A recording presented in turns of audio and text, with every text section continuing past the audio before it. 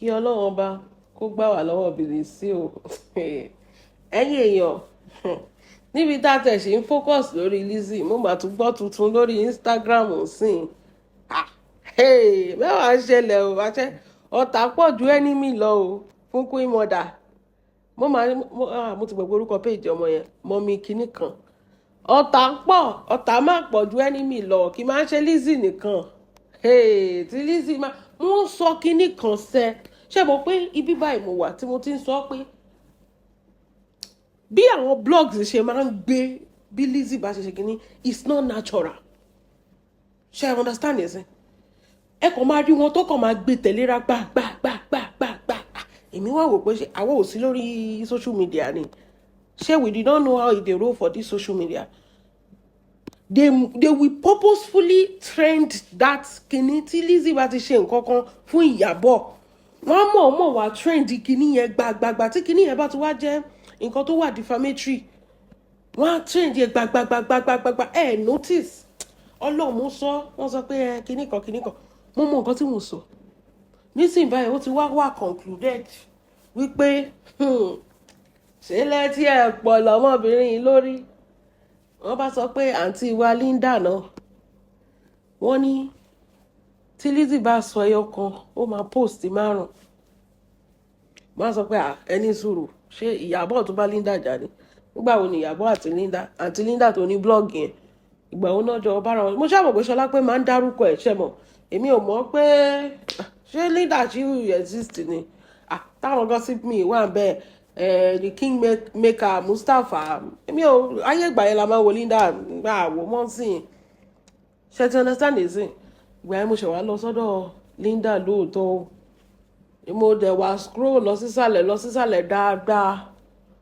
bóyá ibẹ̀ gangan làwọn blogs tí mo tẹ̀ ń sọ pé ẹ̀yin blogs kí ló dé tó jẹ́ pé ẹ̀yin lẹ́wọ́n máa ń spread kíní ibi wildfire ibẹ̀ yẹn mo ṣẹ̀ wá rí pé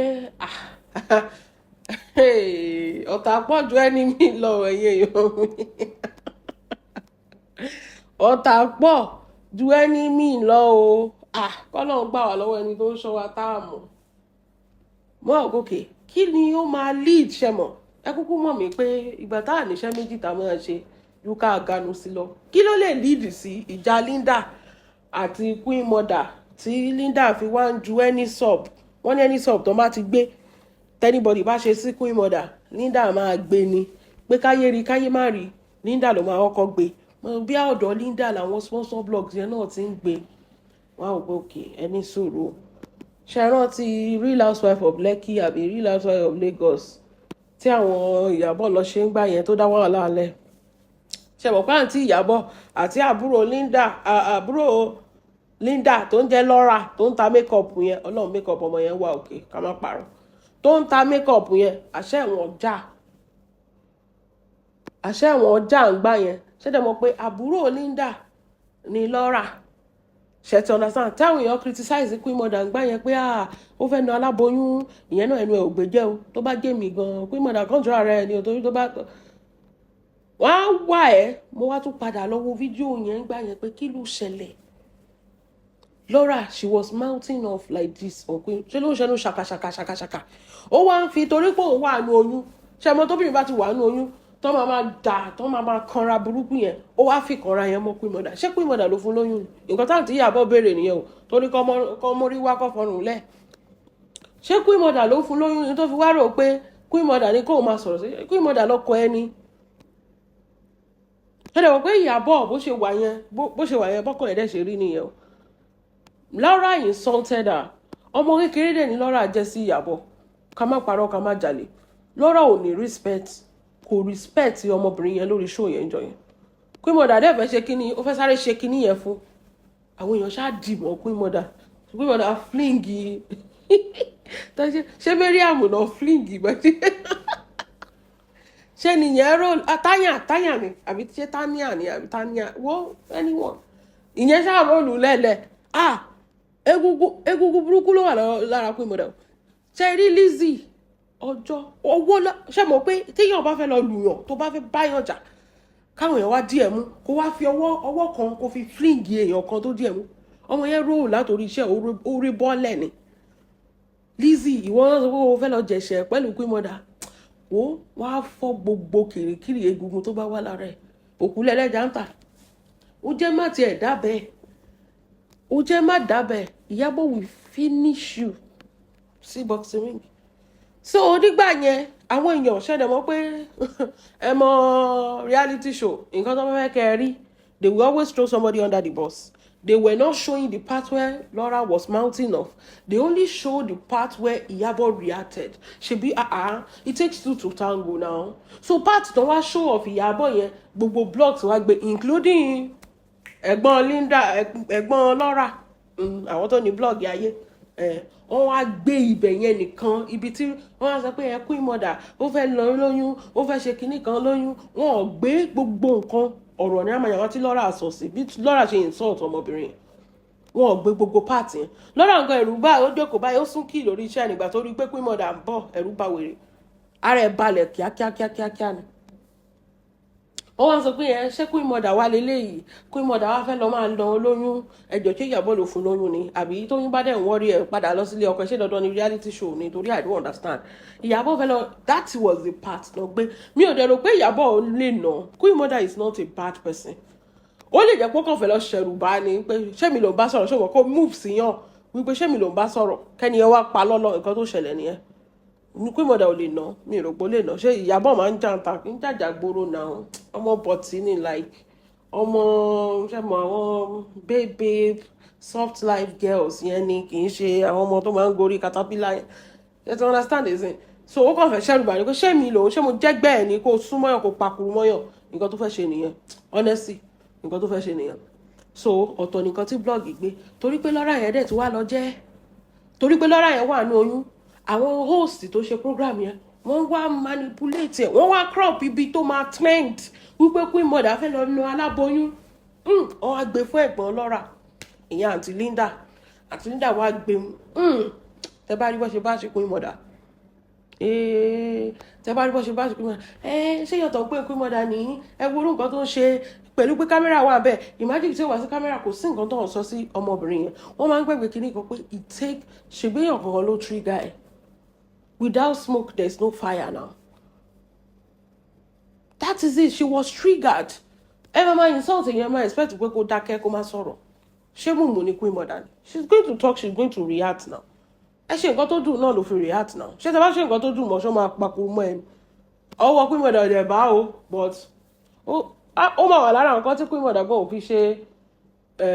season 2 yẹn mọ́. Wọ́n ò tiẹ̀ lọ fún reunion lápapọ̀ pé wọ́n fẹ́ ṣe season 2. They bash her, they talk about her, and later on realize that a lot of things there, they were doctor for it to trend, she understand it, blah, blah, blah, blah. So bí alátìgbà yẹn ni Aunty Linda ti mú Queen Mother sínú wípé Queen Mother o, nǹkan báyìí ló ṣe fábúrò mi lórí show, ṣó fẹ́ lọ ná àbúrò mi inú oyún ni, ló fi wá jẹ́ pé anything tí Ṣọlá pé ṣẹ̀dẹ̀ mọ̀ pé wèrè nìyẹn. Wọ́n ní anything tí Ṣọlá pé bá post àárí àti ìmọ̀ crop wẹ̀ ó máa gbé sórí show ẹ̀. Wọ́n ní bọ̀ tí Queen Mother bá ń ṣe nǹkan kò sábà post ẹ̀, bọ̀ ibi tó máa ti ń bú Queen Mother wọ́n náà mo máa ṣe back to back as kíní fún nǹkan tí Queen Mother ṣe fún àbúrò ẹ̀ pé bí a kò láìkí Queen Mother ló ga o. Ṣé is Queen Mother aware that èèyàn kan ń bá jà torí Queen Mother bó ṣe wà yẹn lẹ́yìn ṣó fáìn kan ó fáìn kan àbí èwo ni Ìṣẹ́gun Johnson máa ń kọ fún yẹn náà kò àgbọ̀n nǹkan kan àárí nǹkan kan wọ́n ti gé wa létí lọ kó máa ṣe ṣàkárá sí wa kí Queen Mother máa ṣe ṣàkárá sí wa kò gbọ́ nǹkan kan lóòótọ́ náà ọmọlọ́mọ kò mọ èèyàn tó ń sunkún kò mọ èèyàn tó ń rẹ́rìn kan kí ló kàn oníkálukú live your life ni. So she didn't know anything. She was just by herself in her house. So, I'm just like thinking along the lines pé okay ṣe bẹ́lẹ̀ tó fojú wọn ni àwọn tí ò fojú wọn kan tó jẹ́ kó jẹ́ kórìíra ọmọbìnrin ṣé wọ́n lélẹ̀ tó ń bèmí lẹ́rù ni àwọn tó disguise bí ọ̀rẹ́ ìyẹn ọgọ́ ló ń bà mí lẹ́rù torí wọ́n pọ̀ they call them sleepers àwọn tó disguise bí ọ̀rẹ́ afojúfẹ́ ni má fọkàn fẹ́ ni táwọn ṣe I can die for you I can buy for you ẹ má worry tó jẹ́ pé lẹ́yìn ọ̀tọ̀ nìkan tó ń ṣe. That is just it. Lẹ́yìn ọ̀tọ̀ nìkan tó ṣe ọmọ ṣáà ń gbàdúrà pẹ̀lú òkú ọlọ́run máa ṣọ́ ẹ̀wọ̀ Queen Mother bẹ́ẹ̀ ni tọ́lọ́run bá dẹ̀ ṣọ́ ìwọ náà ṣọ́ra ẹ̀ o wọ́n ṣe pọ̀ tó yẹn kì í ṣe gbogbo nínú wọn dá o that is just it. But pẹ̀lú ògo Ọlọ́run Ọlọ́run ò ní fi ẹ̀sìn ẹ̀ sẹ́nu ọmọ aráyé. Àwa ń gbàdúrà fún ẹ bẹ́ẹ̀ ni kò sí nǹkan tó máa ṣe kò sí nǹkan tó máa ṣe Rakim kò sí nǹkan tó máa ṣe Priscilla kò sí nǹkan tó máa ṣe Festus àti Juma kò sí nǹkan tó máa ṣe gbogbo ìdílé ẹ pẹ̀lú ògo Ọlọ́run tó bá wù wọ́n kọ́ lọ forí sọ̀gọ́ náà kò sí nǹkan tó máa ṣẹlẹ̀ èpè tó nǹkan tó bá lè rù ni kò ṣẹ́ Lizzy nǹkan ò bá ìsanwó fún Linda kí Linda lọ sanwó sáwọn wèrè tó kù àfọ̀ àgbọ̀n nǹkan kan ó ti sọ fún yín memory of you ló ń trend nsìn ẹjọ ẹ bá kó ìmọ̀dà wo tó bá tẹ̀ máa trend ẹjọ ẹ bá trend fíìmù ẹ̀ náà òun náà sọ pé fíìmù ẹ̀ wọn ò ní trend ẹ̀ wípé bọ̀ tó bá ti ń drag ẹ̀ tó ń ṣépè fọ́tà àwọn ọmọ ẹ̀ ẹ máa trend gbogbo yẹn òun ní òun lẹ ti ń wò lórí screen yìí memory of you orí YouTube yìí náà ló wà kẹ́ẹ̀kan kílíìkì kéde bá wò if you say you support somebody at least let's do this mo ti share mo ti fẹ́ share ẹ̀ pa okay tẹ́ bá tẹ̀ sọ pé ẹ̀ wò okay mo ti gbọ́ ẹ̀ fẹ́ wò kò sí wàhálà ẹ bá share sórí WhatsApp status yín ẹ kàn share kẹ́ click share button yẹn ẹ máa share sórí WhatsApp status yín ó dáa náà tí wọ́n ṣe ń ṣe pé yàn náà ọlọ́run kò jẹ́ wá anything èlò ni kò lè jẹ́ owó tẹ̀ lé ló gíìgì láti share èlò ni o fẹ́ share kò jẹ́ ní nǹkan kan MB lásán ni bí a 2 MB ló máa fi share àbí 1 MB o ti share o ti kúrò lórí ẹ̀ tí wọ́n ò bá tiẹ̀ wo gbogbo àwọn contact ẹ̀ wọ́n lè wà interested in it wọ́n á click ẹ̀ wọ́n á bá wò that is just it ìṣe pé ká máa sọ̀rọ̀ àdúgbò di keypad warriors ní comment section nìkan ẹ jẹ́ àbá wo fíìmù yẹn torí ibẹ̀ báyìí náà tún ganu sínsìn pé ìbáà sọ̀bọ̀ tiẹ̀ ní ẹ̀rí ibi táyé ti dúró dè wá ojú tì mí o ẹ̀rí fíìmù ẹ̀ kò tà ẹ jẹ́ àpá wọn lẹ́kùn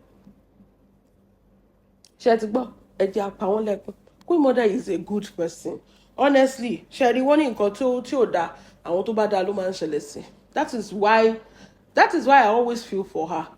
gbogbo ìjà tó já kì í ṣe pé ó ń jà fáwọn ọmọ ẹ̀ she could have done like other celebrities and just keep quiet pé kí ló kàn mí ó lè ṣe bẹ́ẹ̀ yẹn náà but she's fighting for who for the poor masses ẹ̀yin náà lè máa sọ pé wọn ọjà fún wa ara wọn ló mọ̀ àwọn tó lọ ń gbowó ní Aso Rock ṣé a lè blame wọn sí àwọn tó jà fún yín kí lẹ fojú wọn rí ṣé ẹ bá wọn wo fíìmù àwọn tó jà fún yín ṣe ti ní sí oníkálukú ti ṣe kí ni ó ti kó kángára ẹ̀ ìyàwó bá fẹ́ jẹ yín pa kò sí celebrity tó ń bọ̀ wá jà fẹ́ anybody mọ́ torí kí ni torí irú nǹkan báyìí náà ni tẹ́ bá tiẹ̀ mọ́ pé òkè o àwọn kan tiẹ̀ ti sọ pé nǹkan báyìí ẹ bá wo fíìmù ẹ̀ kó lè make owó the more she make money she did not hear anything anymore kò gbọ́ nǹkan kan náà ni àbí tẹ́yàn kan bá ń ṣe pé tóun dẹ̀ make owó kò gbọ́ nǹkan kan kò rí nǹkan kan náà tó bá sọ pé ò ní dátà láti wò kò lè lo anything láti share tó bá share sórí Facebook share sórí YouTube share sórí Instagram share sí gbogbo ibi tó bá ti rí share káwọn ọ̀tá ẹ̀gan tún rí kọ́ bá wò mẹ́ kò síbi tó lè share sí gbogbo app tó bá ń lò ò bá yẹ pé kíní Zoom ló ń lò share síbẹ̀ ò bá yẹ pé 2go ló ń lò share síbẹ̀ Twitter ló ń lò share síbẹ̀ anything bá share síbẹ̀ this is how to support and to grow that is just it ìyàtúfẹ́ tó bá wẹ̀yìn á máa rí pé òun láwọn èèyàn lẹ́yìn kì í ṣe pé kí Lizzy tó máa jèrè ọ̀rọ̀ lára wa kò dáa ẹ̀mọye yín bẹ̀rẹ̀ ṣe wà yín sígbà tẹ́ ẹ̀ tí click memory of you kò dẹ̀ dá o we love Iyabo tó bá ti gbé fíìmù jáde ẹ̀ ní click ẹ̀ ẹ bá click ẹ̀ ẹ bá share at least ẹ tiẹ̀ share tẹ́ ẹ bá tiẹ̀ ẹ má wò ẹ lọ share ìyẹn lásán ẹ lè share kó jẹ́ pé 10 people máa wò 100 people máa wò wọ́n sọ pé mi ò ní fan má sọ bẹ́ẹ̀ o ti ní fans nìyẹn o ṣáà ní family member wọ́n lè click ẹ̀ kan lè wò that is just it tẹ́ bá ní group ẹ share sórí group yín náà lórí WhatsApp ẹ share sí group yín kàn bá wò that is it tí gbogbo èpè tí wèrè yín ṣẹ́ ó máa rí pé èpè ó kàn domi ni orí elépèlépè ń lọ bẹ́ẹ̀ ni inú wọn máa dùn ni èèyàn tó bá ṣépè ló máa forí ru nǹkan ẹ̀ inú ilé wọn náà ti ń ṣépè inú ilé wọn náà ti ń forí rù inú mansion white house náà ti ń ṣépè inú white house náà ti ń forí rù èpè bí láyé ṣe rí nìyẹn tó ṣe ti gbọ́ Ìyábọ̀ èmi dẹ́ gbàdúrà fún ẹ pé pẹ̀lú ògo Ọlọ́run máa kó ẹyọ lọ́wọ́ ọ̀tá ilé ọ̀tá òde ọ̀tá afojúfẹ́ni má fọkànfẹ́ ni ọ̀tá tó tiẹ̀ mọ̀ pọ̀ ọ̀tá lélẹ́yìí torí kò tiẹ̀ yé mi bí Iyabo ṣe di ọ̀tá ẹ̀ it could be small misunderstanding but ìyẹn ò sọ pé kẹwàá jọ̀tá for the rest of your life now kó wá jẹ́ pé gbogbo ibi tó ti ń drag ẹni kò máa post èmi I don't know how you people behave like that. ṣé Linda ló gbájà ni ṣebí Laura ló gbájà Linda wá sọ pé I must protect my sister I must defend my sister sister ẹ ṣe nǹkan tó dáa ó ṣe nǹkan tó ya dáa náà fẹ́ kó yà fún it is well instead of kó wò ó pé okay let me settle this thing o tún gbọ́wọ́ nǹkan kó kúrò láwò o tún gbọ́wọ́ ẹ̀ sáwò o tún abẹ́rẹ́ sí ní ṣí ẹ̀ gbogbo ibi tó bá ti ń bú ọmọbìnrin yẹn kó dáa náà ṣèbí Linda náà ti pé bíi 50 ìbágbàlagbà ní Linda ṣé yẹ kó máa ṣe yàmàyàmà mẹ́ẹ̀pọ̀ ìwà èèyàn lèèyàn máa wù kò ní wú òníwà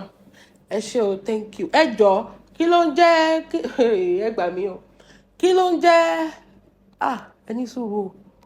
kí ni òyìnbó yẹn náà mo ti gbà ìbò ti sápá mi lórí o sentimental ṣé ìyẹn bẹ́ẹ̀ pé mi wèrè mo rí mental lẹ́yìn sentimental yẹn kí ni mo ṣe kí ló dé òyìnbó yẹn ló kúnnú gbogbo comment section mi mo ti wà sentimental jù mo ti wà sentimental jù mental tó wà mẹ́ ṣé ìyẹn bẹ́ẹ̀ pé mi wèrè ẹ ṣọ́ra yín o ẹ ṣọ́ra yín mi ò kì í ṣe wèrè o kí ni mo ṣe fún yín ṣé màá ṣe máa gbé dictionary pẹ̀lú ọjọ́ orí mi ìwé màmá owó nǹkan tó ń jẹ́ sentimental káàkiri ẹ sọ òyìnbó tí bá gbọ́ ẹsẹ̀ gbà ẹ sọ jẹ̀bú ẹ sọ anything mo ní kọ́ sóyìnbó ẹ sọ Yorùbá tí bá gbọ́ ẹ fò òyìnbó lẹ́fọ̀ lóyìnbó mi ò gbé yìnbó mo ti sọ fún yín sọ Yorùbá pressure ti wà pẹ̀lú ọjọ́ orí mi báyìí ibo mo ṣẹ̀fẹ̀ lọ sọ́fẹ́ wọn kọ́ sentimental mental ibẹ̀ yẹn ni mo yọ kúrò mental yẹn wèrè ló ń jẹ́ bẹ́ẹ̀ ẹjọ́ ẹ má pè mí wèrè o ẹjọ́ nítorí ọlọ ẹjẹ́ respect ara wọn.